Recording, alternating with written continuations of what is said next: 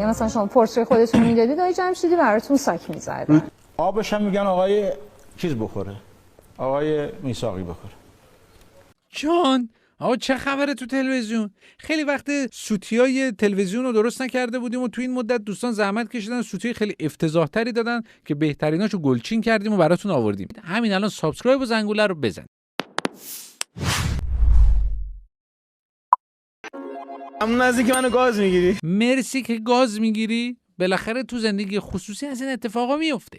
حالا درسته نمیان بگن، ولی چرا از گاز گرفتن تشکر میکنی دیگه؟ ولی این مجری برنامه یعنی باربد بابایی هم که اینجا اینجوری بچه مثبته قبلا خیلی شیطونی میکرده.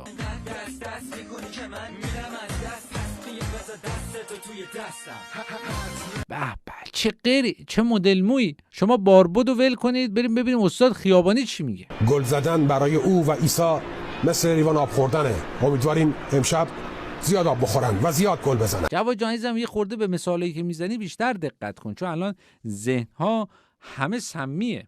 آبش هم میگن آقای چیز بخوره، آقای میثاقی بخوره. یعنی از وقتی عادل فردوسی پور رفته هر کی میاد برنامه میثاقی یه چیزی بهش میگه، ولی واقعا مثالهایی که دوستان میزنن یکی از دیگری سمی‌تره. ببین آقای چیز من یه توضیحی بدم در این زمینه. بله. ببینید ما یه چکی رو مثلا از آقای میثاقی گرفتیم، بازیکن ما بوده، دادیم به آقا منو مثال نزنید خواهشاً. بقیه هستن. آقای مظلومی چکو گرفتن. خب دادیم آقای مظلومی. دیگه چش میثاقی ترسیده از مثالایی که میزنن، حقم داره بنده خدا. ولی واقعا بعضی وقتی میان تلویزیون خیلی راحت و ریلکسن و هر چی که دلشون میخواد و میگن. یک ضربه و گل استثنایی میزنن، یه خوشحالی عجیب و غریب هم باید بکنه. بله شورتو در میاری یا ابوالفضل شورتو در. آقا لطفا یه خورده به حرفاتون بیشتر دقت کنید. ناسلامتی خانواده نشسته اینجا، خیلی هاشون هم خوابیدن و حوصله ندارن. مربی بدنساز تیم پرسپولیس یکی از محرومین این پرونده. بله. سلام علیکم.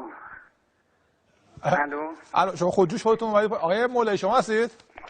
نه آقای فردوسی پور، من یک مثلا مریضم که شما شما آقای ایلدروم هستید؟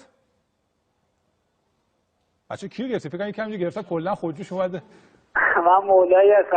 آقای مولایی سلام، شما خوبه؟ سلام قربان شما. الان قبلی که شما نبودید. خط تو خط الان من آقا کی بود فکر چیزی. یادش به خیر یه زمانی عادل ساعت 2:30 شب ملت رو بیدار میکرد که بیا فلانی علیه صحبت کرده، بیا تو برنامه جوابشو بده. ولی به جان خودم اولی هم صداش خیلی شبیه آقای مولایی بودا، فکر کنم خواستش فردوسی پور رو ایسکا کنه جواب نده دیگه، انگار نمیشه عادل رو دست انداخت. ولی یه تعداد از رو نمیرفتن. من صدا شما رو ندارم. من شما چرا میشنوید من چی میگم؟ نه الان ندارم. الان که شنیدید من پرسیدم شما گفتید الان ندارم. نه الان ببینید این موقع که چیزو آقای ببرسی بود شما دنبال چی هستی؟ من واقعا تاسف میکنم. یعنی به چی؟ به کی؟ ببین وقتی صحبت میکنی با مخاطب اجازه بده مخاطبت حرف بزنه بعد شما صحبت کنید. بفرمایید. واقعا شما دنبال چی هستی آقای فردوسی پور؟ بازی این شریفی داماد شماست؟ بله استاد. هر چی بگید دیگه درست بگید چون داماد شماست. هر چی هست من میگم. خیلی خوب این داماد شما بوده، یعنی دختر شما رو. بله.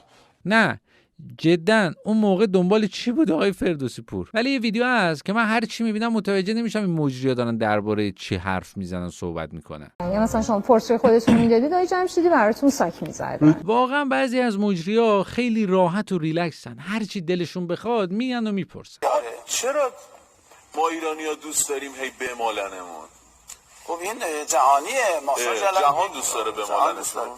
البته مجری‌ها هم دوست دارن اینو، باور کنید. ویدیوشو الان نشونتون میدم ببینید. میتونه انجام بده. خیلی خوب. اینم یه دقیقه بعدی برعکسه. آقا نیما برعکس. آقا صدا خوب نیست. آقا نیما من به حرکت بعدی برعکس. علی آقا کمک کن. کلا خیلی راحتن دوستان. مهمونای برنامه هم راحتن. یه نمونهش ایشون آقای فیروز کریمی، مربی سابق فوتبال. شب فوتبالیاست آقا فیروز. آقای فغانی هم که آشناس دیگه اسمش. بله یاد چی میندازه شما رو؟ منو یاد شیر سماوره. کلا این فیروز کریمی اسطوره راحتی و ریلکسیه. آیا عزیزی 3 تا نویسنده ایرانی.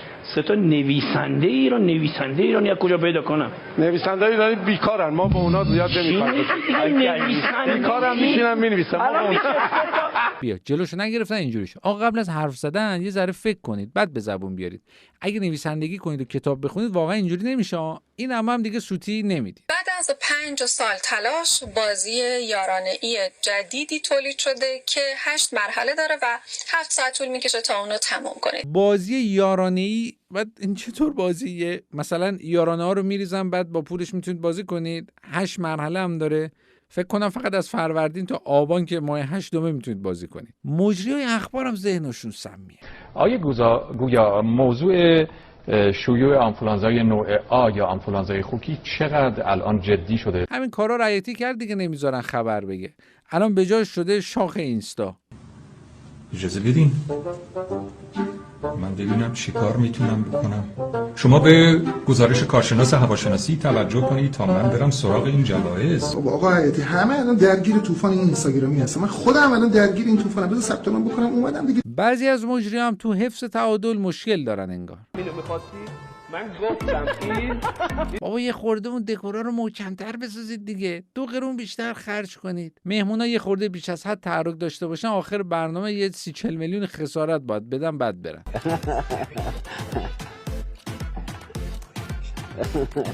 برو.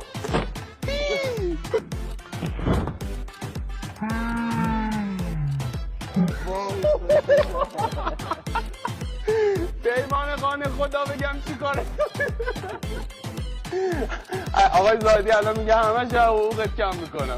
البته یه سری از مجری هم انگار به جاذبه زمین زیاد اعتقادی نداره. در لحظه آخرم با این